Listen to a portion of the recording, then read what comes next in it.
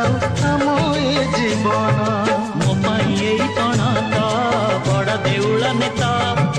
छुई पारिबनी मते